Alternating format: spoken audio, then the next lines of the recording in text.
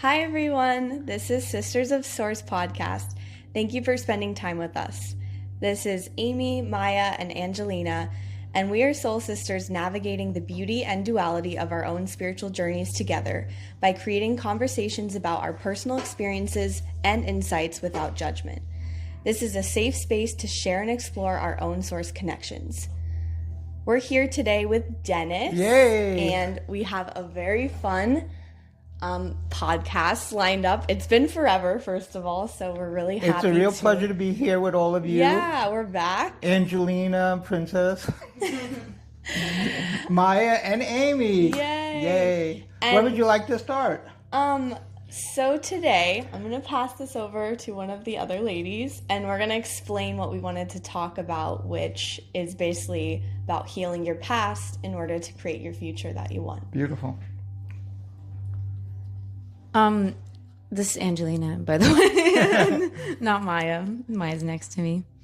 But we wanted to talk about emotional depth and why it's important to go back in the past sometimes, whether that be your inner child or if that's 5 years ago. And a lot of people are always questioning, why do I have to sit there and think about what happened to me when I was 6 years old?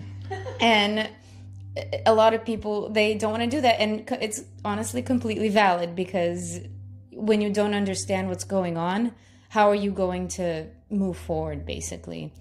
But it always starts from when you were a kid. Anything that happens, you don't understand, so you either suppress it or you feel it and you move on. But most of the time, kids, they don't know how to feel what they're feeling, so they end up suppressing or believing whatever crap that's been told to them. Great question. Big one, but a great question. It starts with, in other words, from 0 to 7, you're just learning everything through hypnosis, basically.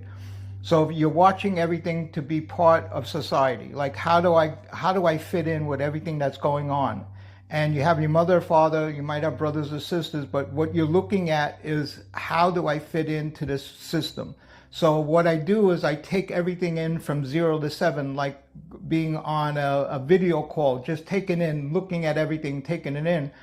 From 7 to 14, you start to get consciousness, where you start to try to understand what's going on. But from 0 to 7, you just downloaded everything into you, back and forth, all the information, all the arguing, all the stuff that was going on, that recorded in you. So every time someone criticized you, that recorded inside you. Every time you saw the mother and father fighting, that had impact on you, that was recorded on you. As you start to grow older, what happens is those patterns are set for the rest of your life, because it's running in your subconscious. And what Bruce Lipton said was, we have 5% conscious and 95% unconscious. This is where all of this stuff was downloaded. You can't move forward unless you start to clear out the past, because you're dragging it with you like a bag or shadow that people talk about. So the minute you feel something bad, you want to run. So what did you do as a kid? I put on, I don't deserve. I put on shame. I put on anger. I put on guilt to try to deal with everything that was going on. And people just shut that off. And as they go forward, they keep repeating the pattern over and over and over again. Why do the same things keep happening to me? Why is this all going on? And no one can understand it. But what really happened is, you have a program running that says, I'm not good enough. I don't deserve. I feel inadequate. I wasn't good enough. Just because they criticized you, or the argument and stuff that was going on with your parents was so strong that the only way to deal with it is to run or hide or shut down. And a lot of people shut down because it was overwhelming. No one taught you how to deal with your emotions. Even now, in this age, in the people 20, 30, 40, 50, they don't know how to deal with emotions. How does a 0 to 7-year-old deal with emotions? Is this making sense? Is Yes. that answering what you wanted, or you want to go deeper into this? Yeah. Would you mind explaining the iceberg analogy of like the tiers of emotions and how deep it really can go? There's something called the emotional pool. And in it, what happens is, the top layer is the lightest layer. So it's usually anger. So when you're going backwards, you're going to go run through anger. Then you'll run through fear. Then you run through I'm not good enough. Then you'll run through different things as you start to go down this emotional pool. Why do you want to go through this? Because you want to release what's holding you there, what's got you stuck there. That's what you want to try to release. How does it play out? Well, look as reflections in your life. Where are you not feeling good enough? What did somebody say that triggered you? The triggering mechanism is like a bomb going off inside you. Well, why did that bomb go off inside you? It's your body trying to tell you that there's something there that I need to get rid of. That's really what it is. So every time something's happening to you that keeps triggering the same message over and over again, I'm not good enough, I don't deserve, and then now try to be successful. Well, this is what happens. Unless you go back and try to fix this, you can't move forward. You keep repeating the same pattern over and over again. And it usually comes down to I'm not good enough, or guilt, or anger at your parents, or I feel shame, I don't feel I deserve. All of this goes on. Is that making sense? Yeah, so you it's like putting on a bunch of clothes is kind of what I'm imagining it. Like too many clothes. Just think of going into your closet and putting on every single piece of clothing you own and walk around and try to be successful. So wait, that's actually a really good I'm a very visual person, so I can kind of see. Can you imagine somebody walking around with like 50 layers of clothing? That's exactly what is going on. And now have a relationship with somebody else who has 50 layers of clothing. And then all you're doing is banging up against all the stuff that's been wrong with you. And you've just been sweating underneath this whole time and suffering. But I just want to say something specific. Sure. Dennis said the messages, it's a message. You are not your emotions. You are not what you are feeling. It is a messaging system. And I really want to elaborate on that because a lot of people really associate with I'm not good enough, I don't deserve, these it comes emotions. Up on a lot of people. And that's all it is a message. It's something, it's just a trigger to get it out of you so then you can get whatever life you want. There's when people have programs and the program's not running right, you have to delete the program. That's really what it comes down to, like a computer metaphor. There's something running in the background of your computer that's making it go slow, or it's making it not work right, or it's just causing stuff to not be done right. That's a malware that's going on. We were installed programs from when we were a kid, and that's what keeps playing on over and again. These programs keep playing. And it's something triggers you and that program gets turned on. That's really what happens. You can run all day long and feel good, and then someone triggers you and you go, oh God, I don't feel good enough. Well, that program just got turned on. You want to take out that program, and you need tools to do that, and people don't have the tools. So what they do, they just avoid. So they start doing drugs, they start doing alcohol, they start going to events after events after events to run from what they're feeling. No one stops and starts to go backwards and go in and take this out. Is that making sense? Yeah. I want to avoid at all costs what I'm feeling. The problem is it chases you for the rest of your life. And I've been doing this 50 years and I haven't seen anything that works other than going through this thing. And you have to go in and face yourself and get this over with and clear it out. Then you start to feel better. Now, you guys have been doing this for a while. What do you feel from doing the work? I turn the question around. It's funny. Oh, thank you, Dennis. You're putting me welcome. on the spot. You're going to make me face it. I want to be completely honest and open. And when I first came to Dennis, I was in so many shells. If you think that your closet was full, I had mine were this is a metaphor, by the way, but my clothes were so crusted over, they got hard. Like, I did not want to open up. I didn't care. I was at a place that was so low that I had nowhere to go. And, I met Amy and Maya and I went to Dennis, and at first I didn't believe it. I'm going to be straight up. Like, I was like, I didn't believe it. This is trash. No. I was like, what do you mean I have to sit there and talk about what happened to me when I was 6? Yeah. Like, what do you mean I have to sit there and write about my emotions and take time out of my day to cry or not cry or get super angry? Like, it's draining. Nobody wants to do it. But I was at a point where I was like, you know what? I'm just going to go for it because I've tried everything. I read like 50 self-help books at that point, and not one of them. The self-love in this generation, whatever they call self-love, that's not it. You're not going to take a bath and put on an eye mask or whatever, and you're going to be healed. Put some incense. No. Yeah, you're not going to your way through through everything, but I wish you could. You can't. I wish I could my way. I tried. It. It didn't work. If you do it properly, yes. But if that's all you're doing, you have to go through it. But anyway, I started writing, and I started doing the journaling techniques and the anger techniques that Dennis gave me, or that I learned somewhere else.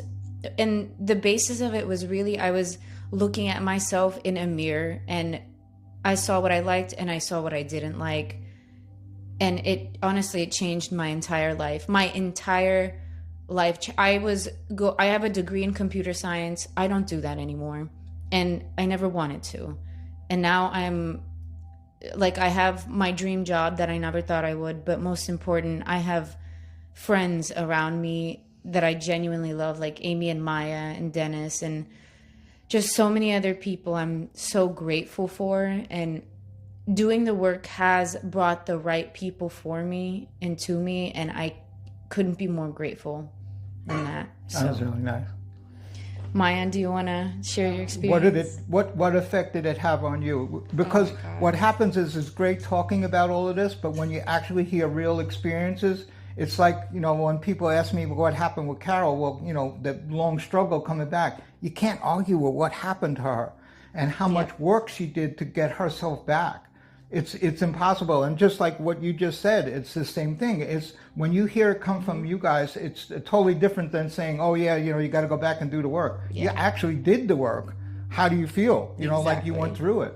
I mean, it saved my life 100%. I don't think I would even be here on earth if I hadn't come to Dennis. I know that, I pretty much know that for a fact, because I had gotten to a point where I was just so beaten down as a child and as a teenager. I was severely depressed and so much shame based, where I just didn't even think I was worthy of life. I couldn't even envision my life past 18 or 19. I didn't have any dreams of a future because I didn't see myself here. And I came at a literal breaking point where I was just so empty and had no self-love, no awareness of who I was anymore. And he showed me, he was like, well, I'm sorry, you believed a lot of lies from your childhood, but they're just lies. And he was like, and you have the power ultimately. You can choose. You can either continue to believe the lies and lose yourself, and there's not really a point to living like that, or you can choose to see through the lies, to walk through the fear and end up on the other side with everything that you want, because ultimately you are worthy of everything. And it's just up to you. Every limiting belief you have is creating your reality. And if you hold my hand, and I'll guide you through it, and I'll show you that you are deserving. And clearly you are, because I showed up to him. So there was a part of me that did love myself still. And that's why there was a part of me from the future. It was buried under all the clothes. Exactly. Exactly. I like to think it was my future self, because there's plenty of times I look back in my life and I am like, there's no way I should have come out of that. I have no explanation for how I healed from that. And Dennis has showed me doing the work it's timeline jumping almost. It is. And now I have so many, I genuinely love myself, and he showed me that you really do get to create your reality when you release the shame of processing your emotions. Yeah. And it's hard, and everybody wants to run from doing it, but there's no way out. There's no way out. Yeah. Well, damn, it's hard to follow that, you guys. That was a good one. No, it's so beautiful to see. And I think exactly like what they said. I mean, just going off of that, it's like this work has, again, fully transformed me. I mean, when I first started coming to Dennis, like Angelina and Maya both said, there was so little of me in there. And yet just, if there was maybe 1% of this true me that knew I needed to be here with you, knew I needed to speak my truth. And I think what really led me to that, kind of like what Maya was saying, was that spark of whether it's my future self, my highest self, my authentic self that was buried. She so desperately wanted to be let out. And I could always feel that, I was living my life mostly as a non-person, which I've talked a lot about on this podcast and shared, but I was not myself at all. I was buried so deeply. I had never let myself out until I was probably, in my early 20s. And what this work has given to me was, I knew there were so many aspects of things I didn't like about myself, things that I only took on in order to survive. And that's what is so profound about the work you do, was you were like, let's uncover and lay out, clearly all of these programmings that are not you. Why do you feel like you're a non-person? Well, you had to bury yourself in order to keep the peace in your house. That was my role. And every time I went back, healed her, let her truly, because they're alive. And I think that's what was so amazing to me. Even yesterday I did a session with Dennis. My inner child comes out. She's alive. Those emotions are not me present, they were hers. And that's what's so incredible about the work. When you go back and you give them what you need, you heal all of the aspects of giving them whatever they needed at that time. It fully transforms you. I mean, I've seen myself jump astronomically in the last couple of years just from doing this work, just from sitting down and saying, all of the things I don't like about myself presently, I can trace back to those roots of being the child, taking on all of those programmings and survival mechanisms. And as soon as I peel them off, and not only peel them off, but heal them in the sense of give my child the parent she needed, give my child the love she needed, tell her she's good enough, prove to her she's good enough. And then I have seen it present day fully transcend everything I ever wanted to be, everything I am. And I'm just so grateful for this work, because it's the most foundational. I feel like we always come back to this, but it is because it is always something that gets overlooked and misunderstood. Absolutely. And it's the core of what you do for people, and it's the core of what brought us together. And we've held each other's hands going through this shit. Yeah, you guys did an absolutely amazing job of doing this. Seriously, it's not easy to go through this. Nobody wants to do it. That's why everybody wants to rather do drugs, alcohol, run away. And it chases you forever and ever until you stop and turn it. When I started doing this work in my 20s, I was taking everything in on an intellectual basis. I was taking all the data in, I was reading all the books, I was doing it, and everything was purely intellectual. Then in my 30s and stuff, we kept going to these seminars, and it was like, look, if we don't do the work, why are we going to these seminars? There's enough data out there in the books. But when we started doing the actual work, that's when we saw actual change. And I went down so many dead ends, following this guru, following this guy, following this hypnosis guy, doing all of that. And it was just dead end after dead end after dead end. And then after a while, it was like, I started doing this work, and I was like, oh my God, it's changing. There's things changing. So I started going deeper into this. And then for the last 30 years, that's all I did was go back and change everything that from the past. You're a little kid, and you're being pushed on all these ideas, all these belief systems. And then when you got criticized, what'd you do? How did you handle what was happening? How did you handle not getting the love that you always dreamed of from your parents? That's what causes the most problems in everybody, because then they think there's something wrong with them. That's a shame-based personality, because you can't handle that your parents are wrong. So then the next thing you do is you turn the finger and you blame yourself. I'm wrong. I didn't do this right. I'm something wrong with me. Now you're an adult now, and you go into the business or you go into a relationship, and you're still carrying those energies with you over and over again. So now you go into a relationship, I don't feel good enough. Great. Where did that come from? When I was a kid. Why is that present? Because you didn't fix it. Then you're going to get messages from people that in a reflective way. So the people around you are going to reflect things back to you that's going to say, hey, I'm not feel good enough because after I just talked with that person, I don't feel good enough. I'm angry. I'm scared. Whatever it is, they're reflecting back to you what was there. Otherwise, why are you feeling those emotions so strongly? And consciously, yeah, I'm okay. I'm an adult. But why are you still doing the same thing that your child did. A lot of people a couple of people I worked with last week don't have any memory of their childhood. So then how happy were you? Like, why wouldn't you have a happy memory? It was actually, I don't remember my childhood. And we had to go deeper and deeper. And then all of a sudden it was like, oh God, I remember that. And it was almost like it was so hidden. What the brain does is it almost, it puts a pattern up where you can't get to that information anymore. And it blocks it, but yet you still feel it and you don't know why you're feeling that. Why am I feeling so non-successful? Why do I feel like I'm the worst person on the earth? It's just because I feel something from my past that's been running on and on and on again. If I didn't get the love I wanted from my mother, then what did you do? Well, what did you do? I became the peacemaker in the family. I became this in the family. I did this in the family.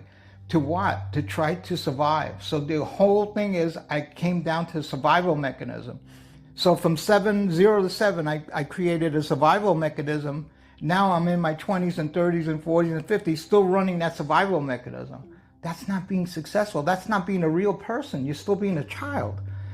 And again, Bruce Lipton says 5% were conscious, 95% unconscious. Oh my God, look how much is running. Look around you.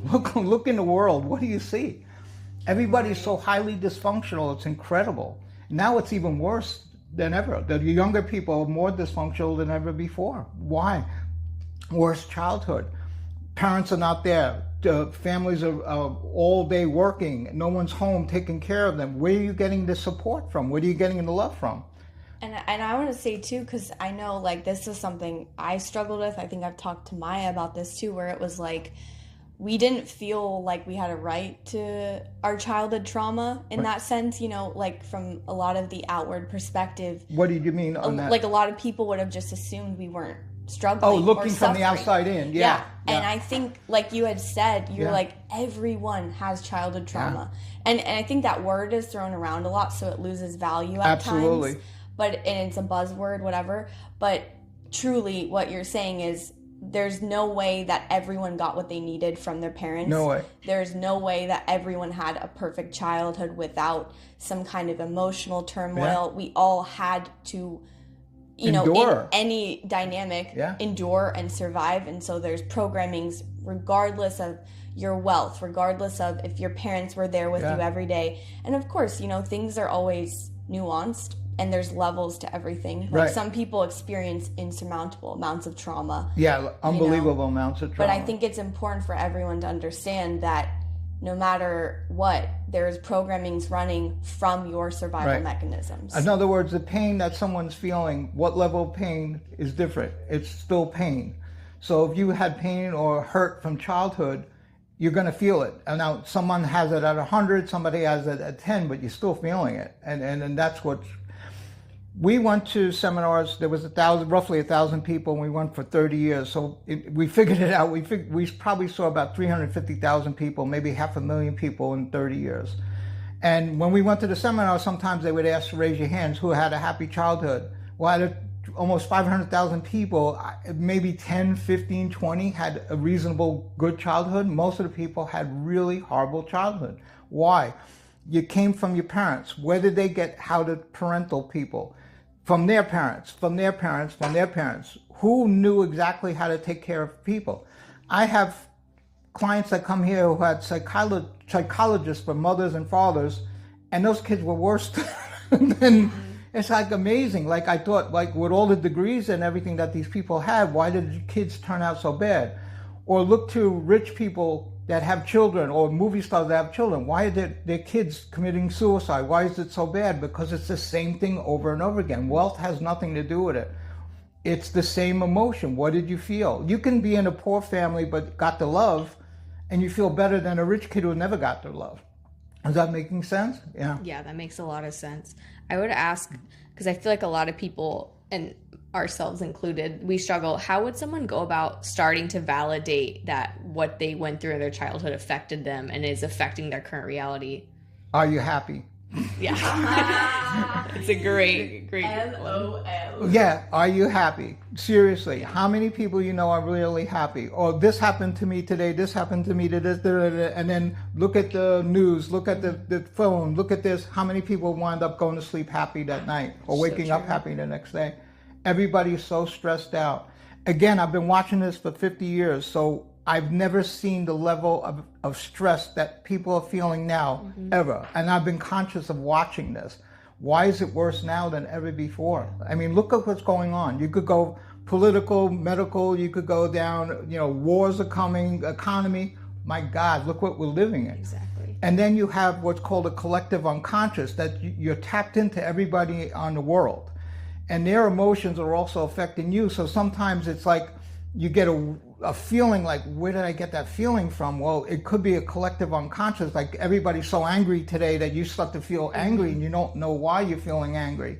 But a lot of it is what's happening around. So how do you deal with that? Yeah. So people keep burying this and burying it and burying it. And then what happens? Your body gets sick because it can't handle what's happening.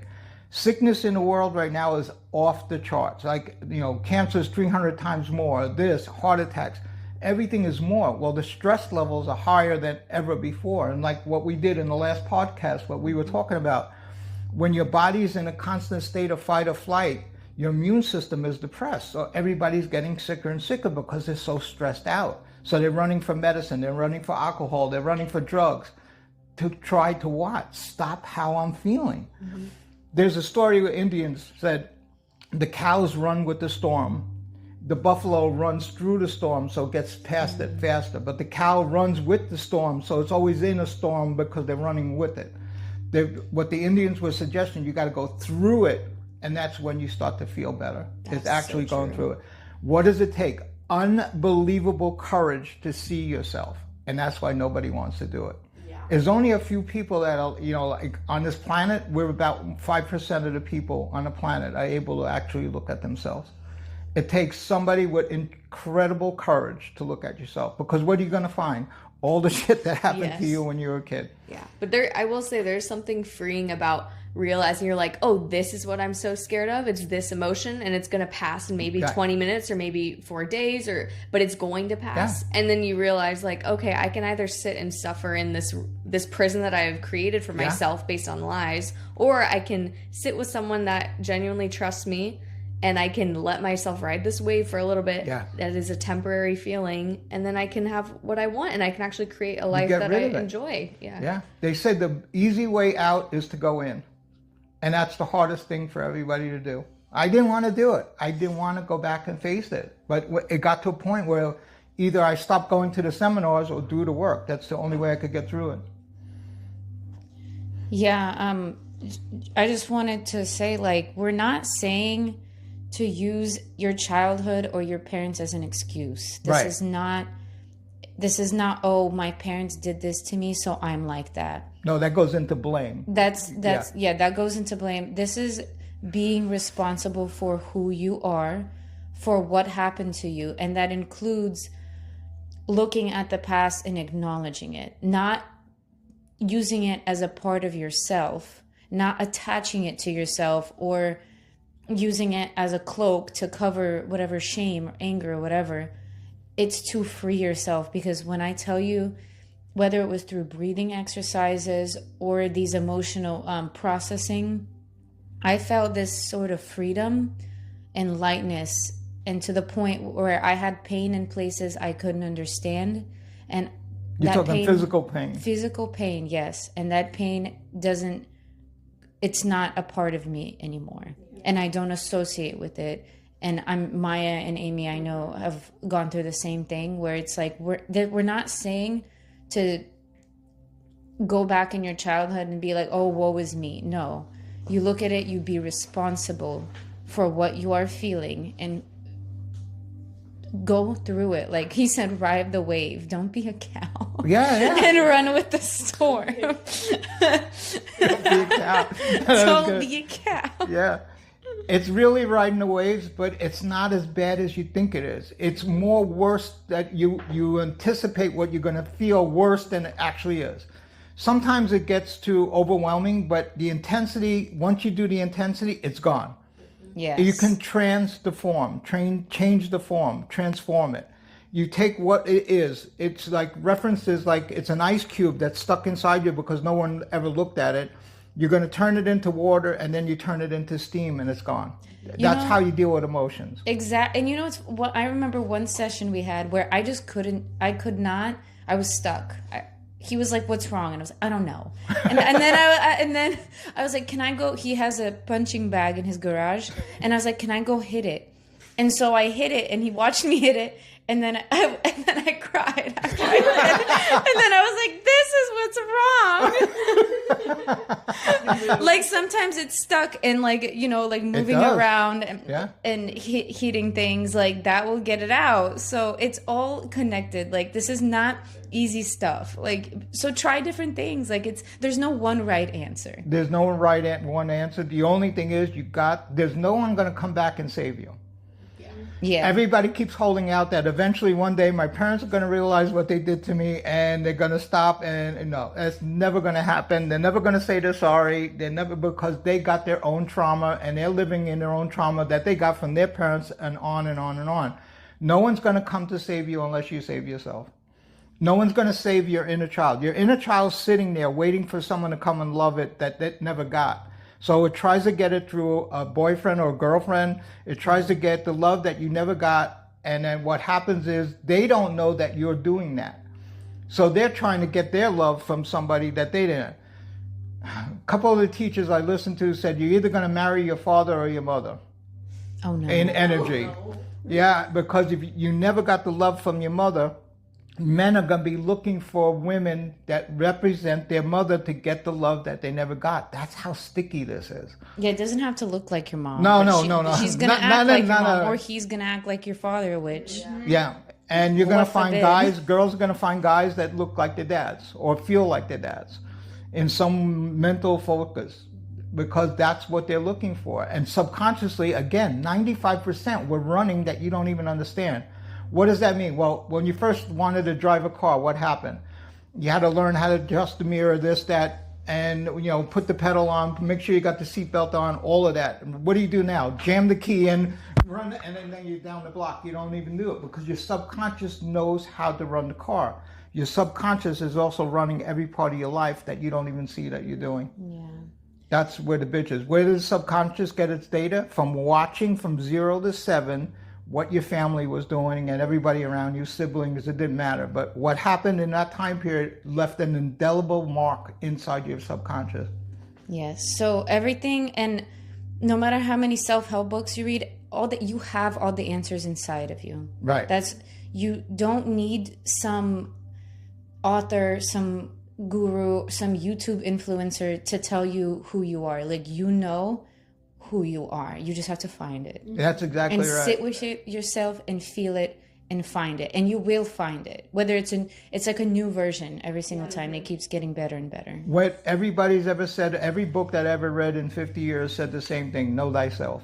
What does that mean? In the statues, underneath the statues in Rome, they have know thyself. In Greece, they have know thyself. Why did all these philosophers say the same words? Because there's nowhere else to go except you. Wherever you go, there you are. That's a kind of funny saying, but that's really what it is. So if I go here in a relationship, I'm bringing what I am to the relationship. Well, what are you? What happened in my past? There's no way around this. I wish there was, but there ain't. But once you get through it, like what you guys have done, you guys have done amazing work. And when you get through it, looking back, how was it? It wasn't that bad. No, it sucked a little times, but it wasn't that bad. Yeah, and that's where the magic is. One guy said, which is really important, the work you're avoiding is the magic you're looking for. The magic you're looking for is in the work you're avoiding. I said it backwards. Wow. The magic you're looking for is in the work you're avoiding. And the love that you're looking for is self-love. There's no other love that matters other than self-love. How do you do self-love? You go back and look what's wrong with me and clear it out. If you got a house and you bought a house and it was dirty, what are you going to do with the house? Clean before you move in. That's what you got to do before you do everything. You got to clean yourself before you move on to anything. Success, relationships, all of that is going to be tainted by what's inside of you. Yeah. And nobody can tell you who you are. Nobody. Nobody, you cannot let anybody do that anymore. No. Like when you've learned all this stuff, nobody can influence you like that anymore. You have a soul's path and you have a destiny, and no one knows, not even me. I can't tell anybody what they're doing because I don't know.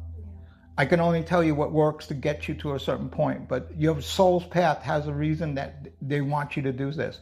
And when you start getting an inkling to do this work, that's usually from your soul or your higher self or counselors or somebody giving you a nudge. Hey, you got to do this work. If not, it turns into what we call whispers. You'll get a whisper, then it'll turn into a shout. And that's usually a car accident, this, that, something happened, bing, bang, boom. Now I'm in trouble. Now I got to deal with it anyway. Why not deal with it before trouble happens? Yeah, exactly. Yeah. Anything else, or are we done for today? I think we're out of questions for today, guys. We're going to do part 2 on this one and see where it this goes is from that. We'll definitely- talk about the enneagrams because people wanted to know about that. We'll get to that. We'll dive into what an enneagram is, how it ties into the personalities, how you can use it to help yourself. Yeah. And maybe some inner child, elaborating on some inner child. And if anybody's got questions, let them write the questions in, and we'll answer it on the next podcast. Whoever has questions, write it in, and we'll ask Dennis. Yeah, it was a real pleasure meeting with all you guys today. I had so much fun. Thanks, Dennis. Again, Thank you, Dennis. We're so grateful for you. All right. Take so care. grateful for you guys. Yes. And enjoy your day from Sisters of Source. We'll send you off with love. Peace. Bye.